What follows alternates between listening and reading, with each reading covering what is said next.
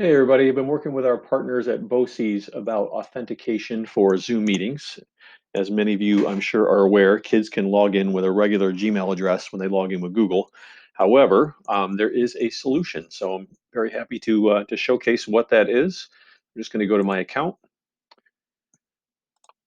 and in my settings, before I set up my meeting, and you have to take this step if you use authentication, you can scroll down until you find the only authenticated users can join meetings.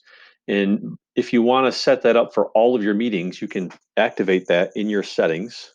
It's just a flip of a switch. So this is a setting that's universal. So every meeting you have, if you use only authenticated users can join meetings, you can set it up back here. And then if you notice meeting authentication options, there are really two options. One is to sign into Zoom, which is probably the default. And if you click hide in the selection, it will hide. You can see sign into Zoom is grayed out because I already did this action. You can hide it. If you click show in the selection, then both things will be active. Notice my West Genesee users is my default. When I first came here, it was hidden. But again, I clicked show in the selection and I need to make it the default. So I'm just going to hide sign into Zoom. That way, students can't join with just a random Gmail address. They have to sign in with West Genesee users. So if you set that up, the next step, and there's no need to save, it automatically saves. When you go to your meetings, if you're using authentication, you can schedule a meeting like you always have. I actually want to see if you can edit.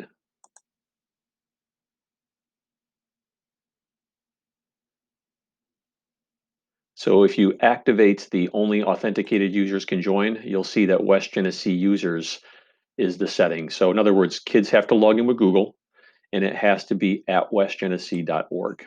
So you can either edit a meeting, which I'm not going to do here, or if you start a meeting from scratch and wanted to schedule one, again, just go down to authentication. But again, the first step is in settings to make sure that authentication requires a westgenesee.org email address.